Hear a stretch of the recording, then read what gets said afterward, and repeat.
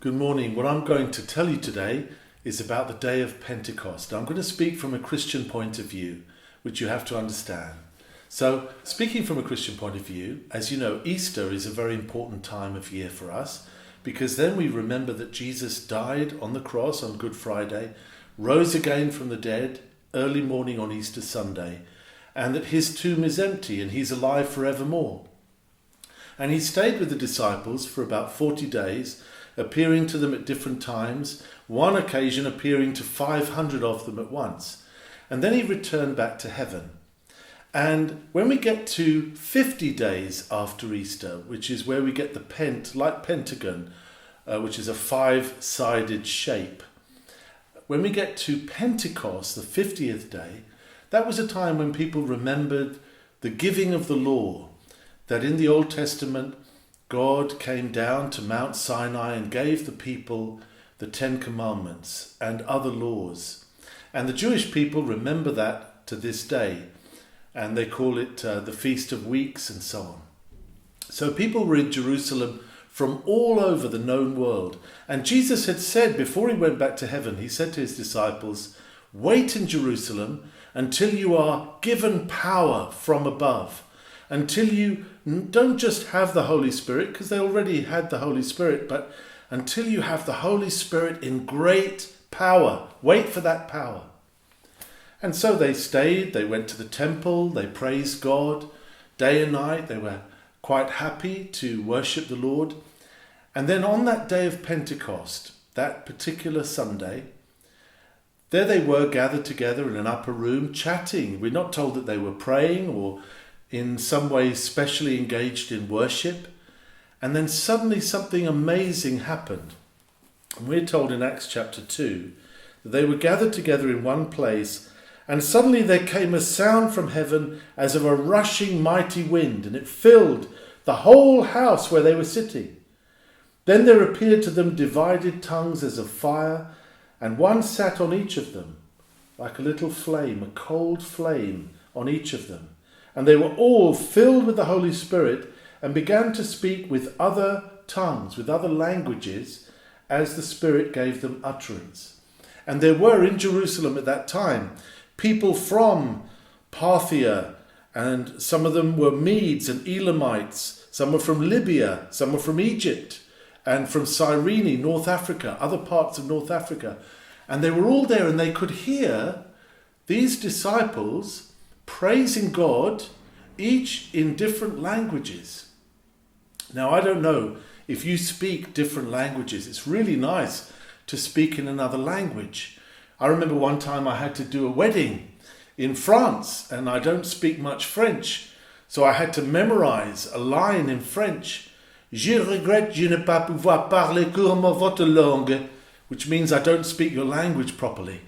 And then people, and I know some of you can speak other languages. It'd be great to see how many of you can speak Turkish, how many of you can speak Arabic, how many of you can speak Tigrinya, how many of you can speak French, how many of you can speak German and other languages, Polish, Romanian.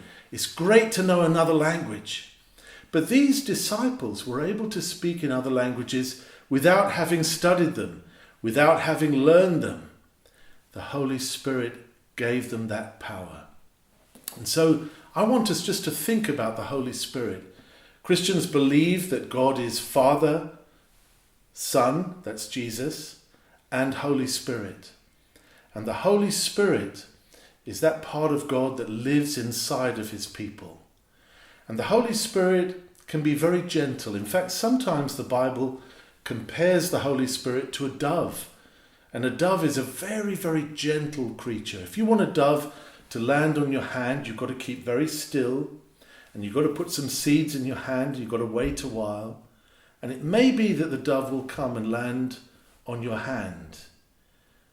Doves are very gentle, and the Holy Spirit, we are told in the Bible, can be grieved. We can say things and do things that hurt him. Also, he can be quenched, just like trying to put out a fire. But deep down, the Holy Spirit has tremendous power. So instead of us just thinking of the Holy Spirit as like a little glass of water or like a little bit of fire on a candle. We've got to remember that the Holy Spirit is mighty, almighty, like God himself. And that's what Christians believe. And Jesus said, when you pray to your Father in heaven, ask for the Holy Spirit, and he will give the Holy Spirit to everyone who asks him, because he delights to give us the Holy Spirit. There are two things that Christians know they will receive if they ask for them. One is wisdom, because James tells us if we ask wisdom from God, he will give it to us. And the other is the Holy Spirit. But we have to ask him for that power within us, not to show off ourselves, but so that God can show his power through us.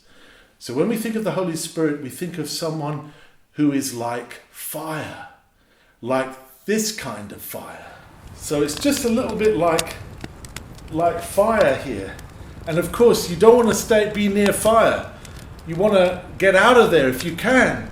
But fire is overwhelming. And the Holy Spirit is also like the breeze, like the strong winds that blow. You know when you stand on a hilltop and you can hardly move forward because the wind is blowing so strongly. The Holy Spirit is like the wind. You hear the sound of him, but you can't tell where he's coming from. You can't tell where he's going. The Holy Spirit has power like the wind. And the Holy Spirit is like water. We can think of a glass of water, or we can think of a vast waterfall. The Holy Spirit pouring down upon us and bringing us the power of God. The Holy Spirit also bears fruit. And when we looked at the subject of love, we saw that love is the first of many fruits of the Holy Spirit. And if the Holy Spirit lives in you, yes, you know God's power. And these people, when they were filled with the Spirit, they spoke in different languages the wonderful works of God, the wonderful things that God had done through sending Jesus. That's what they were talking about in languages they'd never learned because they were filled with the Holy Spirit. They had this wind that blew through the room, and they had this appearance of fire on their heads briefly. Not hot fire as we know it, but cold fire. And they were able to do what they had never done before. And God gives us power to serve him, to love him, to be kind to others. And so today, I would encourage you to ask God that you would know his power in your life, power to do good, power to serve him, power to help other people, power to show the fruit of the Spirit, which is love, joy, peace, patience, kindness, goodness, faithfulness, gentleness, self-control, to be filled with all the fullness of God. So on the day of Pentecost, Christians are remembering the wonderful time when God showed his power, filled those followers of Jesus with power, and that power goes on to this day, power to serve him, power to do what he has commanded us. Thank you for listening.